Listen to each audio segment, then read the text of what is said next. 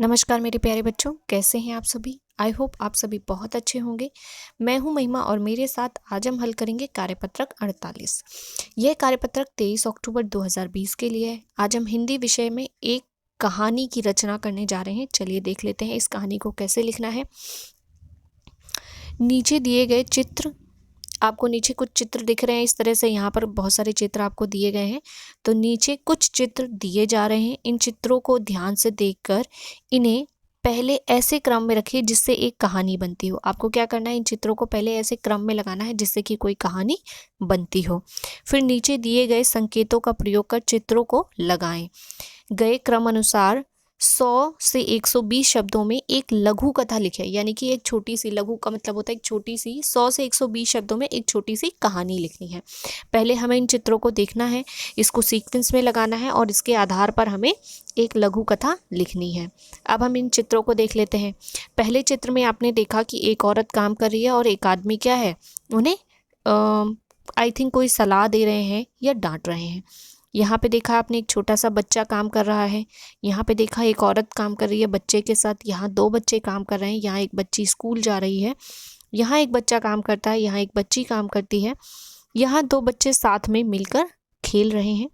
एक बच्चा स्कूल जाता है और फिर यहाँ एक छोटी सी बच्ची काम करती है। तो आपको इसे सीक्वेंस में लगाना है। तो सबसे पहला सीक्वेंस होगा कि एक छोटी सी बच्ची, सबसे पहले सीक्वेंस में क्या होगा कि एक छोटी सी बच्ची स्कूल जा रही है और एक बच्चा भी स्कूल जा रहा है। ये दोनों क्या हैं, खुश हैं। ये क्या है, बहुत खुश हैं और स्कूल जा रहे हैं।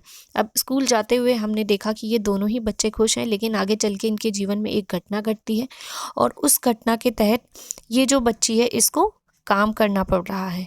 ठीक है, तो इस तरीके से इस बच्ची को काम करना पड़ रहा है। साथ ही ये जो बच्चा है अब इसको भी काम करना पड़ रहा है। तो इस तरीके से दोनों बच्चों को काम करना पड़ता है और कुछ समय बाद दोनों काम करते हुए एक दूसरे से मिलते हैं। एक दूसरे से मिलने के बाद इन दोनों की आपस में दोस्ती हो जाती है और दोनों साथ में काम करने लगते हैं। और साथ में काम करने के दौरान अब इन बच्चों को क्या हुआ है कि जब ये साथ में काम करते हैं तो इनको कोई पर्सन मिलता है जो इनकी हेल्प करता है और इनको सजेस्ट करता है, इनकी पढ़ाई को कंटिन्यू करने का तरीका बताता है। चलिए आगे देख लेते हैं। हमें संकेत क्या दिए गए हैं, तो हमें जो है संकेत ये दिया गया है, उसको एक और बच्चा मिला। प्रधान ने समझाया उसकी माँ को भी मजदूरी करनी पड़ती थी। उनमें दोस्ती हो गई। पहले उसकी बहन ने मजदूरी शुरू की। उनको विद्यालय जाना पसंद है। अलग अलग जगह मजदूरी करनी पड़ती। ये है हमारे संकेत और इन संकेतों का प्रयोग करके हमें एक लघु कथा लिखनी है बाल मजदूरी के ऊपर। आपने देखा छोटे बच्चे काम कर रहे हैं और आपको पता है कि 14 वर्ष या उससे कम आयु के बच्चों को काम करना जो है वो मना है, क्योंकि वो बच्चे होते हैं और बाल मजदूरी हमारे देश में मना है। तो बाल मजदूरी के ऊपर एक छोटी सी लघु कथा लिखनी है।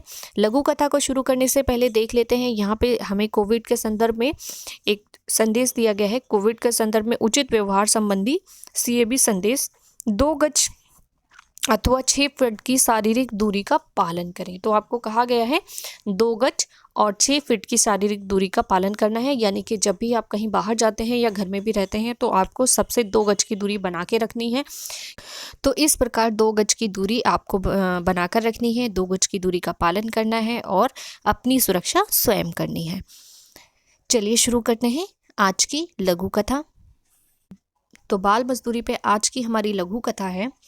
कविता और राजू का परिवार शिवपुर गांव में रहता था। कविता और राजू पति पत्नी थे तथा उनकी एक बेटी सपना थी।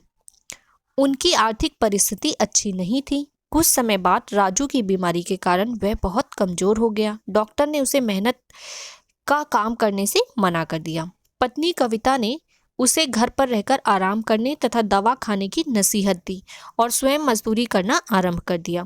परिवार की आर्थिक स्थिति खराब होती चली गई, जिसके फलस्वरूप सपना को अपनी पढ़ाई छोड़कर अब माता के साथ मजदूरी करना शुरू करना पड़ा। सपना की आयु 13 वर्ष की थी तथा वह कक्षा 8 में पढ़ती थी। मजदूरी के दौरान सपना को वहां एक और बच्चा मिला जो उसकी उम्र का था। वह भी मजदूरी कर रहा था। उस बच्चे का नाम हरीश था। उसकी माँ को भी मजदूरी करनी पड़ती थी। सपना और हरीश की मित्रता हो गई। हरीश ने बताया पहले उसकी बहन को मजदूरी करना पड़ा, बाद में परिवार की आर्थिक स्थिति के कारण उसे भी मजदूरी शुरू करनी पड़ी। हरीश और सपना दोनों को विद्यालय जाना बहुत पसंद था, परंतु परिवार के लिए दोनों ही बच्चों को अलग अलग जगह मजदूरी करनी पड़ती थी। एक दिन राजू के एक दोस्त ने बताया कि वह कर्मकार कल्याण बोर्ड पर पंजीकृत है, जिसके कारण उसे कई प्रकार की योजनाओं से सहायता प्राप्त हो सकती है। इन योजनाओं से लाभ लेने हेतु कविता ने अपनी बेटी की शिक्षा जारी रखने के लिए और अपने बीमार पति के इलाज हेतु सहायता के लिए तुरंत कर्मकार कल्याण बोर्ड में आवेदन किया। इसके फलस्वरूप मेधावी छात्र पुरस्कार योजना से धनराशि दी गई, जिसके फलस्वरूप उसने मजदूरी छोड़कर आगे की पढ़ाई शुरू की और गंभीर बीमारी सहायता योजना से लाभ लेकर राजू का इलाज भी ठीक से चलने लगा।